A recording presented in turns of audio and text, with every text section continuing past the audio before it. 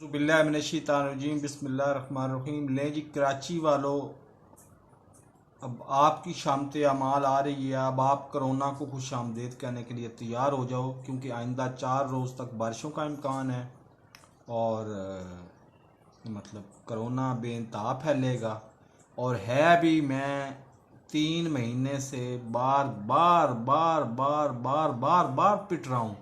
मेरी दर्जनों वीडियोस गवाह हैं कि डेल्टा वायरस का कोई इलाज नहीं है, कोई इलाज नहीं है, और हुकूमत लगता है कि संजीदा है ही नहीं।